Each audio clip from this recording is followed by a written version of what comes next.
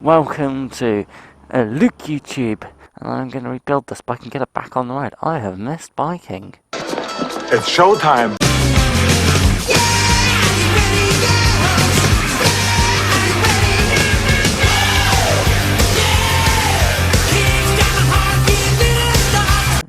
That's nice. It's very difficult. It was very difficult to find this body shop, and so far I've been very happy with the workmanship. Excellent! You know, the Yaris is probably going to go to them and get it sorted out. As long as I can find a fucking colour match. Preparation. So first, I've just got the cover off for show. Usually I have the cover, so I'd have the cover, flip it. So this half the bike would be covered. As a bike on this side, it's just because the weather here in Britain is so sporadic. I mean, you could be working 1 minute and then it's raining the next. Raining a bloody rainstorm, I don't know. One or two. It's very rainy in this part of Europe. Outside into the lovely British weather. Well, shit. Make sure you get your tools out. Water, that is purely because I need to put some rubbers on this. And one thing I found with rubbers is that when they're moist or they're wet or they're lubricated, it's easier to get them into places you want them to be. I'm using water just because nice and simple, and you can use washing up liquid. I prefer not to when it comes to painted stuff because essentially painted, and if you've ever researched washing up liquid, it attacks the surface of paint quite badly and damages them. The first stage really of this hugger stuff is just got to pop this plastic rubber off. It really is get a screwdriver. I think, yeah, you're pulling this middle piece up, and what it would do is pop out, and I've just got to undo these torques and just stand at the foot upgrade, baby. I miss this bike so much, I miss it. I haven't been riding for fucking weeks, and it's just like, oh. It's kind of cool talking to you guys about this, but yeah, I am fairly frustrated. But, you know, I'm being patient, just waiting for the bike, my Kawasaki, will be up and running when it's up and running. I'm not in a rush. One thing I've been learning in life is patience, and patience is a virtue. So, once you got everything out, I'm going to show you what I'm going to do with the cover. This is the rear hugger, bronze, got plastic film over it, so see how damaged it really is. Hopefully it isn't. Just had a bit of a batter in it, seems. I'm going to show you what I'm going to do with the bike cover itself. Why are you doing this, Luke? Well, very simply because, as I said, the rain is sporadic over here in this part of Europe and in bloody Devon. So, what I don't want... see, it doesn't work, does it? You just seen there in pieces. It was like... Some of the electronics are exposed on the bike at the moment, and I don't really want water touching them. I don't really need it. Just make do with what you got, really. Yeah, it is windy out here, guys. It is really fucking windy. Windy. It's always bloody windy, isn't it? Righty-tighty. So, from what I can ascertain from this, it's basically saying you need to take the film off. So I'm doing a lot of the prep on the huggers as it stands. The prep is very important because what it's going to do is just save you time and save you effort and stuff. I've got to fit these into the hugger and chain guard. Oh, look at that.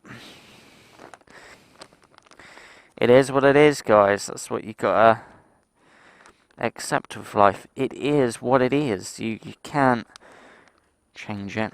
Just gonna sort out that plastic bit. So that the next stage you're gonna have to go through is to figure out where these spacers need to actually go. With the Kawasaki ER-6F, you should be able to see it in the video. You can see that actually this is like one all unified part. So I hope the rear hugger replicates that. This is pretty much a learning curve for me. But if you are not comfortable with doing stuff like this, I'm just figuring out as I go along. Don't be afraid to go to a garage that you know of that are pretty good and just go look. I'm not sure how to do this. Can you guys do it for me? you'd hope that they'd be fairly understanding, you know, because we're not all mechanically minded. It's very complicated, this. I love it how it doesn't say what holes it's referring to, it just goes holes. What fucking holes are that? That? I don't know. So I've got several holes here. I've got 1, 2. And then I've got... I don't know. See, it's non-Pacific. It's not showing you. What holes do these actually need to go in? The big holes or the little holes?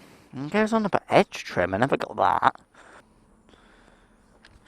Fit the 3 grommets, which I'm referring to the rubber itself, into the holes. And then... so I've done it. Right. So as it's saying, what I should have done essentially was take these out. See? Learning curve, guys. So I actually need to do these as 2 separate. Oh yeah, because then you have a bit of... Oh, right. Right, okay. I understand that. No, it's too big for that. And then they've got 3, so... Similar sized hole? Yeah, similar sized, okay. Alrighty then, this is going to be an interesting experience. It seems that rubbers will only fit into the big hole. Wow. It's quite sharp, isn't it? It's been a long week. And I've had well, I've had quite a few good jobs, but I had one job that didn't go so well. That wasn't my fault either. It was just a client being difficult, you know. You get it with any trade. According to the instructions, spacer's the last thing you put in. So, spacer, rubber. Rubber in first into the holes. That you have to figure out on your own which holes they actually go into. Educated guess is if they don't fit, if the holes are too small, it ain't gonna fit. Yeah, let's get that in there. I just wanted to upgrade the rear hugger, and Powerbronze are not a shit brand. That doesn't mean they're the best either. It's just they're not shit. And Kawasaki don't do a special hugger for this bike, whereas this company does. Turn it over. Now you check the other side. Now what I'm checking for is just the rubber's sitting in nice and good.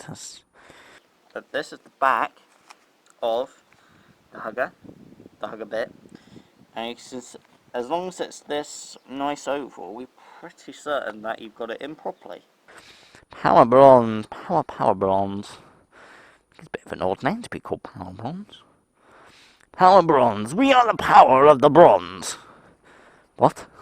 Not the same. So, the next stage is you need to put the spacers in these rubber grommets. This is my value to keep everything together. It's fun, isn't it?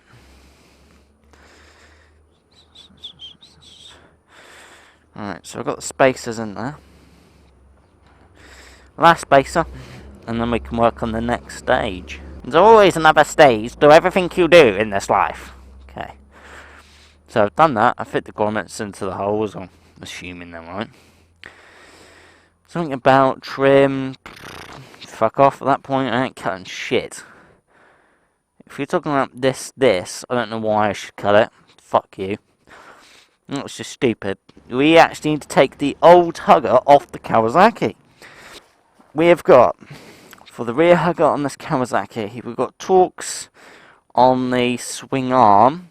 We've got plastic grommet here, and then we'll have a Torx attached to the swing arm, but only one. Now, an easy mistake to make with stuff like this is very simple. I'm going to go through all this effort for in the rear hugger. And you'll probably think, well, I might as well get rid of the old hugger. Don't do that. I would rather you store it. Particularly because you just don't know whether this is going to work out. But it also just adds a bit of value to the bike. Well, it's just a difficult angle, that's the problem. Kawasaki, you have made a difficult angle to attack it. Which means this is being a bit of a bastard right now. Ah, shit. Alright, I'm going to change my angle of attack. One way doesn't work, try another. One of them's going to work. You don't. Very tricky. I'm having to watch the paintwork as well. Yeah, I'm going all fucking half mode now. Next stage in all of this. So what I've had to do is actually push in the centre of the plastic rivet. So with a plastic rivet you have a centre and you have an outer. Now I'm pushing it in and you hear a click, and that's basically the plastic rivet dislodging itself, and this will effectively pull out. Make sure you have something to put all these bits in. I think the envelope just fucked off. Yes, it did. I found it. I found it, guys. I have found the envelope. It's really odd. But when you can't ride, it's like, ugh, I want to ride a bike and I can't. Like that, it's like pisses you off. I'm just finding which Torx, T-O-R-X, actually fits the existing Torx on the Saga. Basically, I'm taking off the fucking Torx. Do you like those apples? Nice and simple for you? Do you like those? Oh, yes, you do. Whenever you take stuff off, what I have been learning about bolts is their threads. Now, some bolts have a longer thread. Some bolts have longer shafts. Some bolts have a shorter shaft. Because they're designed to fit in the hole you found them in. So some of them are not the same. And what you want to do, let's say this goes pear-shaped and you need to put this back on, is I don't want to put in the bolt, even though the head is the same. So the head's this piece here, this round piece with the torque bit in it. If I put it in the wrong hole, the hole was never designed to go in, I don't want to cross-thread them. Fuck that! Oh, the wind is proving to be a difficult mistress. I don't even know what that means, to be honest with you. Whenever you're taking off stuff, this is where cardboard comes really useful. So, just got to watch everything. So, what I would do is, as it stands, I would take the bolt and I would line it up to where the hole, to how I would think of this as, this is my guard, this is the right hole, this is the left hole. And until I'm satisfied that these two bolts are exactly the same, yeah, you can do this. Ow! You can do this. You can do this, look. Until I'm satisfied they're the same, I'm not going to move that orientation, because if they are different, you will forget. You will forget where each one's supposed to go. I've done before, I just forget. You just forget. So, yeah, I'm happy they're the same.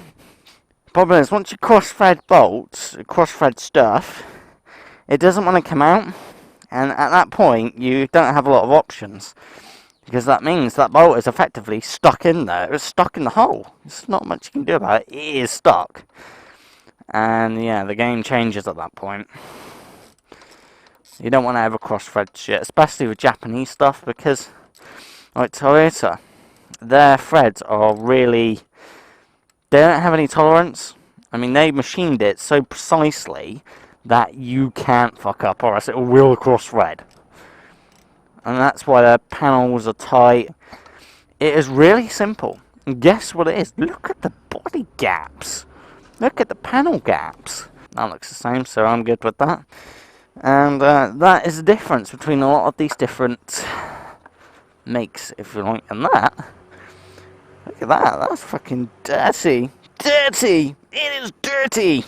What is the next stage at this point, I wonder? Attach the chain guard to the swing arm using 2 M6 times 20. 2 M6 times 20. What? Quantity of 2. You don't tell me what bolt that actually is. What have we got? I've got socket screws, and then I've got socket screw. Okay. I don't know what that means, but okay. It probably goes into the rear.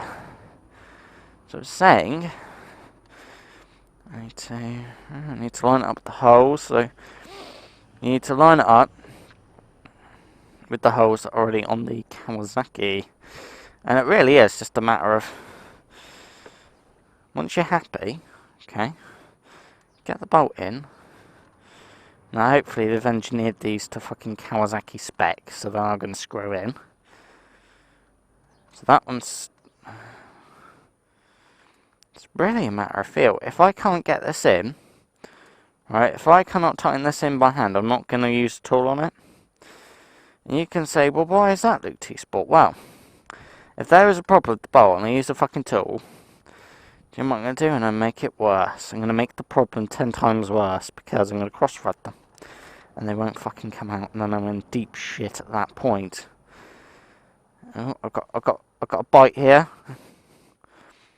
I'm satisfied I can use the tool on that, so that's that bit in. It's kind of weird, isn't it? So that's that screw. Torque, bolt, whatever they want to call it in. I just call it torques. You know, whatever name they want to fucking give it. Okay, so that's going in. Have I got a bite? Yes, I have got a bite. So these two are in, because what they're trying to do is replicate what was on the spike, which was a one-piece hugger, if you like. For whatever reason, they can actually do that, like make one-piece hugger. They separated it into two fucking pieces.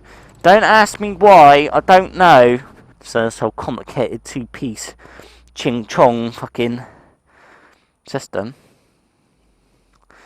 Oh, I've got a random piece of rubber. How quaint. Rubber. It's probably not a good idea to have that on the bike. What I'd worry about is this glue any good?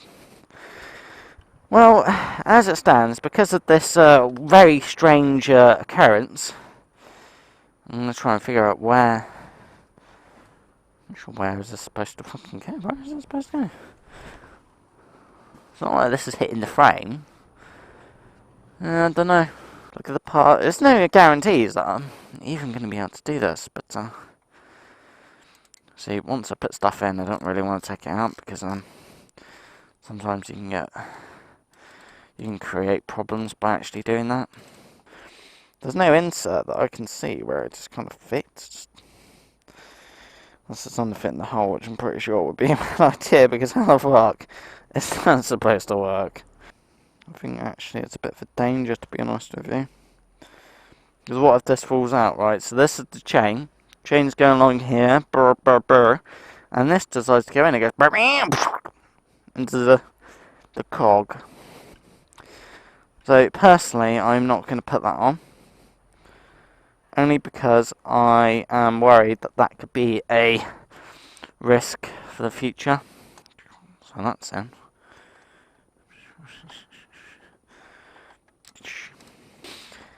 Attach the bracket to the right hand fixing point. Yeah, see, it doesn't even feel the same. This feels better. Hanging out, boy. So I made a bit of a cock up here, and I'm just gonna fix it. You know, shit happens. That's the way I look at life. A lot of the time, shit happens. When something goes wrong, when you're having a bad day, when you are having a bad time, shit happens. The threads are a bit corroded, they've got crap inside them. Attach bracket to right hand fixing point using M10, which looks like that. Hello people, and good to see you again. I finally figured this crap out. So the swing arm here is an adjuster. You don't have to worry about that. So your primary point is the centre of the swing arm, the hole where the plastic rivet on the original hanger would go, and you're taking this plastic, and essentially it's going to force its way into that hole and lock into place. So that's your first stage. So you need to line up that. It took a bit of wiggling and just getting the hole spot on before I then put the plastic rivet in. And just be aware of, you've also got to think about, make sure you have enough distance to screw into this hole for the rear hugger to attach to the swing arm. Complicated, isn't it? So this is the rear swing arm, rear hugger on the left hand side of the bike, as if I was on bike. And that is what you aim for. This is a hero. This is the hero. This is my hero. Man's best friend, a dog is. A man's best friend. And also a big pain in the arse. Aren't we all in our ways? Hee hee. Don't know what I'd do without him. Hero's so important to me. He's part of the family. Like as if he was a... I don't know why people have attitudes towards animals. Powerbronze, you need to rethink that. It doesn't work on a bike. I don't have the space. Do you know what I mean? There's just no space. Of course, it's not going in a straight line. And all sorts of shit is happening right now. Powerbronze, you need to rethink this whole plastic rivet shit. It isn't, you really need to think about that with your ER-6F rear huggers. There's no room to work with, guys. There's no room to put enough force down for this. And that is the problem. And you don't want to bend it. One thing I love about plastic is that it's very brittle. So you can actually, if you start pushing this in at the wrong angle, it's like a bolt. If it isn't straight and it goes in crooked, well, you fucked it. So let's go through what I've done so far. Right, well, I've got the rear hugger into position. The tree, basically a great big plastic piece with a smooth head. It's now in the centre.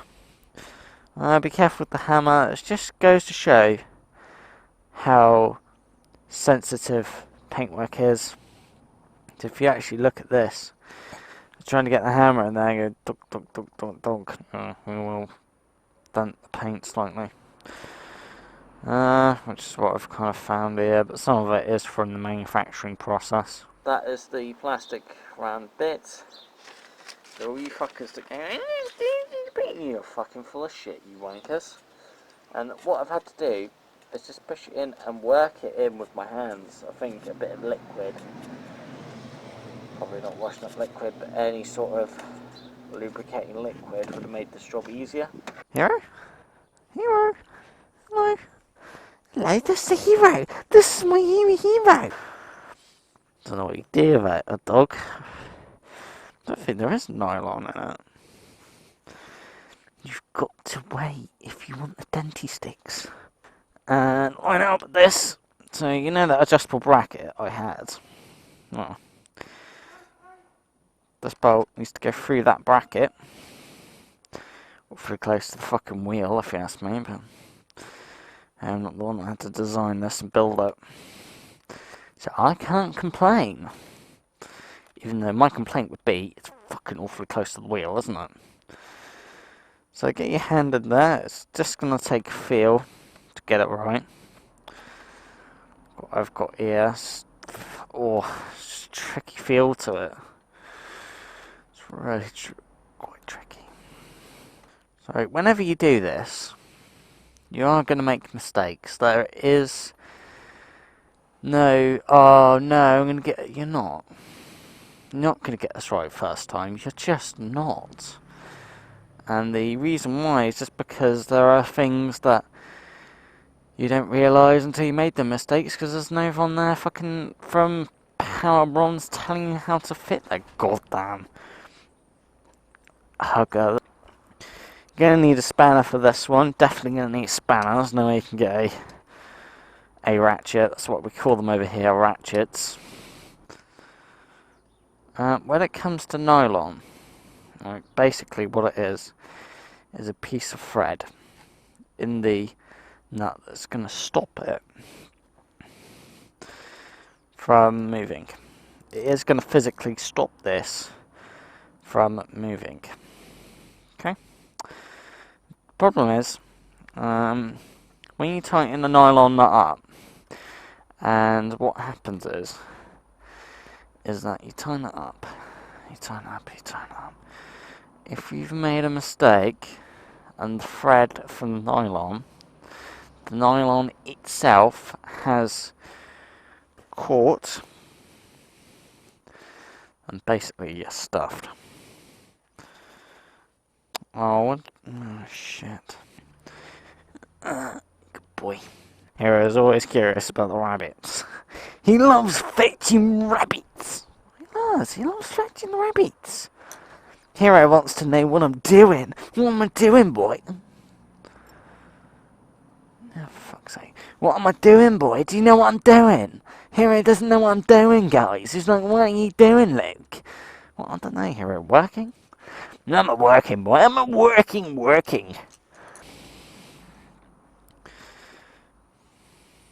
Trains need to go. Socket. Just a 10 mil. But there's not much else to do now. It really is very close to completion. So, 10mm socket.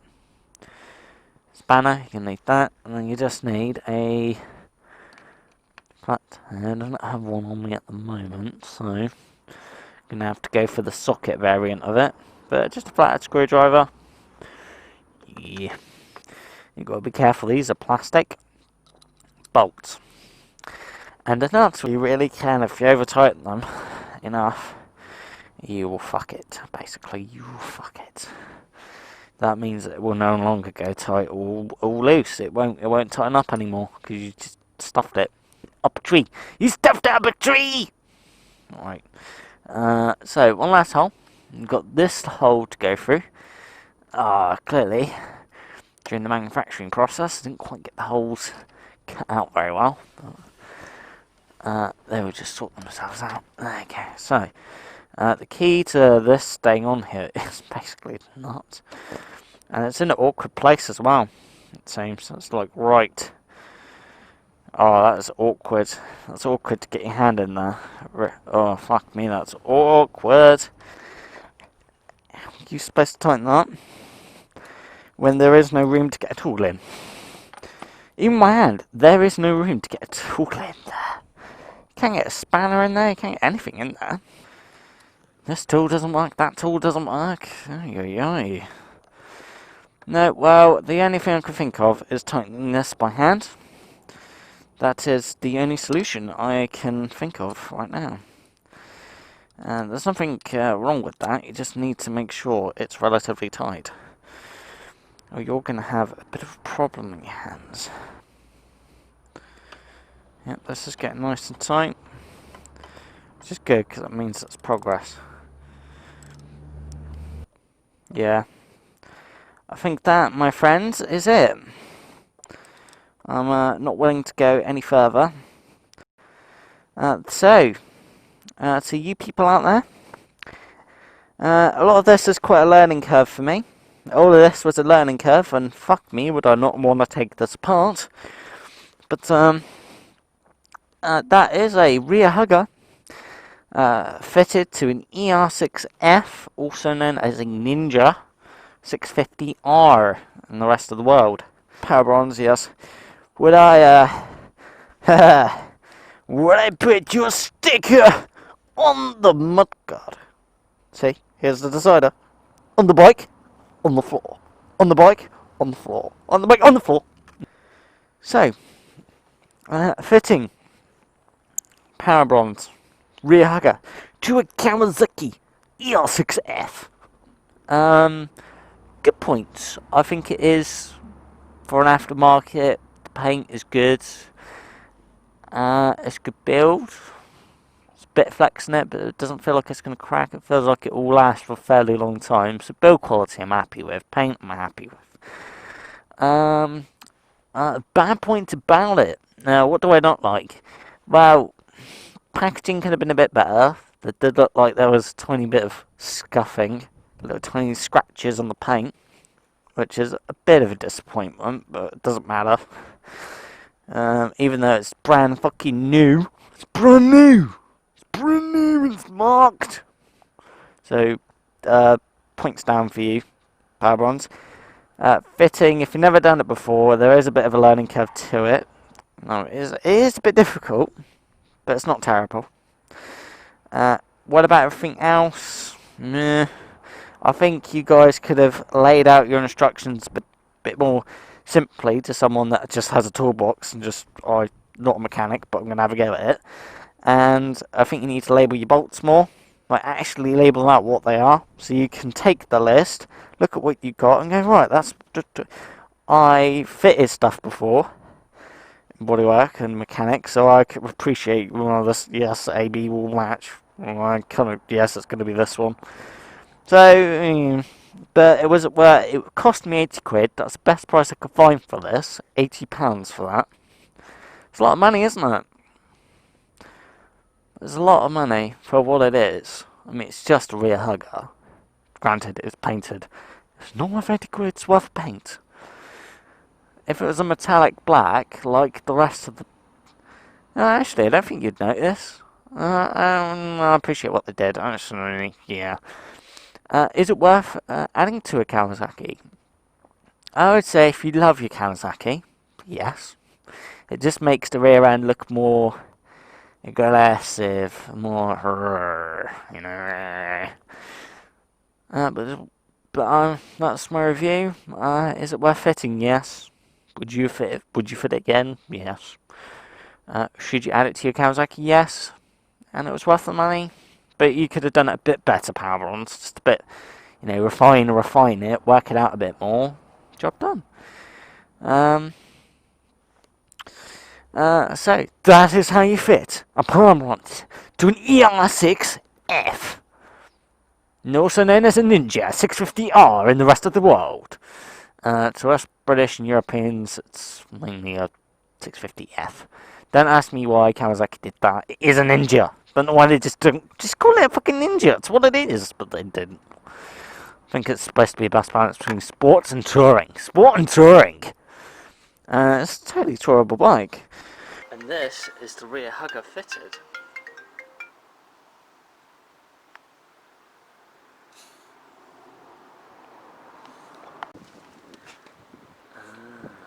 And that is the other side of the hugger. Suits the bike down to the crack. And the little divots because of the hammer. It's really annoying. Like little tiny dents, little tiny creases. It's a very easy mistake to make. That's how sensitive paintwork is. You can get a hammer, you could get a screwdriver, you could get anything that's a hard object, push it into paintwork and you dent it. That's why when you ring doors onto other people's cars, you dent them. The way we... The little rascal has fluid. As was it? This is the end of the trail for me. Thank you. Thank you, kid.